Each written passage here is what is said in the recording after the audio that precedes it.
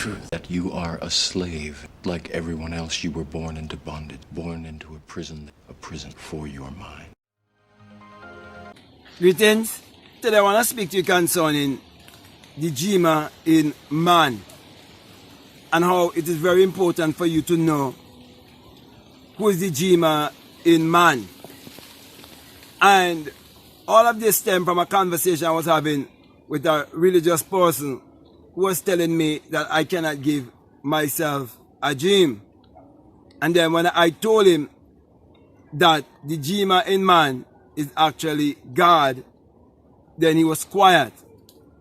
Because I was teaching him that God is life and life is God. And that is why God cannot give anything greater than eternal life. That is God himself. Therefore you must honor your life, cherish your life by believing in yourself, love yourself, and embrace yourself, and learn to put the teaching concerning the kingdom that is within you, put it to the test by trusting that God in man is man's imagination. And you can only do that by putting your imagination to work. And that is what Abdullah the Black Mystic from Ethiopia would have taught Neville Goddard. So when Neville Goddard had that burning desire to travel to Barbados to see his family and to be with his family, he also had no work and he had no money. And so Abdullah used that opportunity to teach Neville how to prove for himself through experience that God in man is man's imagination. And that is actually the Jima in man, the one that never sleeps, the one that never grows old, your true self, your real self, your eternal self. Because when you prove it for yourself, you start to live from the world of spirit instead of living from the physical world of matter. So it was until Neville was willing to sleep in his mother's home in his imagination while he was residing in New York that he would have gone to Barbados, physically speaking, and he would have gone there first class. And Abdullah told him before that he would have gone first class. And when he went to the shipping place, they told him that he was going third class. And he held that third class mentality and went to Abdullah with that kind of third class mentality. And Abdullah rebuked him. And I'm rebuking anyone who want to have a third class mentality, which is a colonial mentality, and looking outwardly, believing in a God or Savior outside of themselves and living their life in stupidity and ignorance. I rebuke anyone who think that way and do not understand that it is their own thoughts that is creating their reality and their personality. If you do not know that, you must repent in terms of change your thinking and accept the fact that you were stupid. Okay, and your mind was unorganized and now it is organized because you were willing to accept the truth. That everything in this world that was ever made, it was false imagined, it was false thought, it was false an idea. So the Creator is actually in you.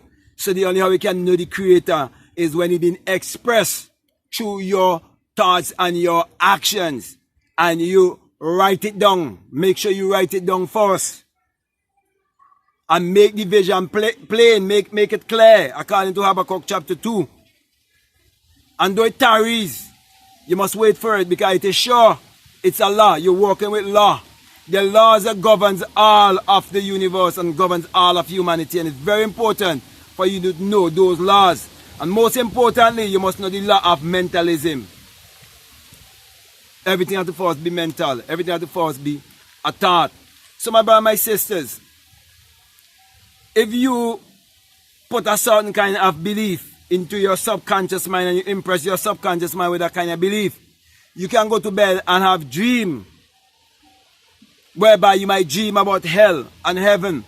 You might dream about Jesus. Because why? You go to bed with that on your subconscious mind and you impress it upon your subconscious mind because of your feeling, your emotion. Because few people realize that emotion is energy in motion. You have to be in control of your emotion. That is why many religious people, if you look at them in the churches, they are all emotional. They are emotional wrecks, but they do not know it. They're wrecked, emotionally speaking. Because they do not know anything about energy, vibration, and frequency. They do not know anything about the transmutation of energy. They're always looking outwardly. And all the things that they are interpreting as literal and secular history, they took place in the dream world, which is the real world, in the world of spirit, and they're reading it and fail to realize it. So when they read about Joseph, the Jima, and they say, here cometh the Jima. The Jima is the God that is within you, the power that is within you, the abilities that are within you. The story of Joseph is your story of how you can create your reality consciously. That is why when you listen concerning Joseph and the dream, he show you the end, but he never show you the in-between. And so when you have a desire in this world, you have to live from the end. You don't have to think about the in-between. You don't have to think about how or when it's going to be done. Many people thinking about how or when it's going to be done, and they are blocking their own blessing. If you check out the story of Joseph, in the dream never say anything about he being sold into slavery. The dream never say anything about he being falsely accused by Potiphar's wife and so on. All of those parts of the drama, those are the in-betweens. It wasn't mentioned in the dream. But he saw himself in a high place, the place of authority. He sees himself move from providence to prominence. He sees himself in a place of prominence. So when you have a desire, when you have a goal, when you have a dream, you see yourself by going to the end and start to live from the end. And all the other pieces you put together, all the other pieces of the puzzle, man, it will be put together. And then you will let your light so shine before the world. They will behold the good works and they glorify the power that is within you, the God that is within you. If you can't see God in yourself, you're blind. If you can't look in the mirror, and when you look in the mirror, you see God. You see reflection of God. How could I be a black man and see God in a white image? That's stupidity. And Jesus was painted to you in an image that looks like that. And you hold to that and believe in that outside of yourself. Look at all the different people of the world. The God they believe look just like them.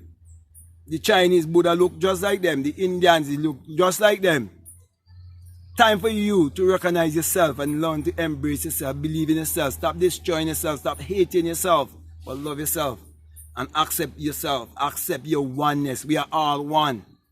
There's only one universal consciousness. There's only one power. Is how you use the power. The rich man, the poor man, the beggar man, the thief, one power is how you use that power. So use the power wisely to create your reality consciously and stop living your life in idolatry. Because idolatry will keep you in lack, mediocrity, and most of all, poverty, mental slavery. Because all form of poverty is a poverty of imagination, the dreamer. It is time for you to dream. And dream wisely. Let your dream be great. The sky is the limit. Let the dream be great. Infinity is in you. You're infinite. Embrace your infinite self. That's what Abdullah taught Neville Goddard. And then Neville Goddard knew what is true Christianity. Anything that points you to look outwardly, it can't be true. It's a lie. It's deception. And anyone who's bringing that kind of meal to you is a false prophet.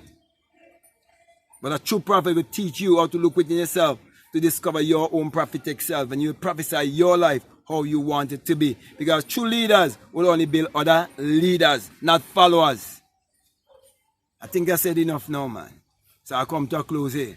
And I want to thank you very much for listening to me. And I want to say to you, if this is the very first time that you listen to me, what I'm saying, it makes sense to you, really resonates with you, and you have a subscriber already, I'm definitely encouraging you to subscribe, to like, to comment, or to share this video. Also, if you would like to follow me on Instagram or you want to follow me on TikTok, you can follow me at Black Mad Guru.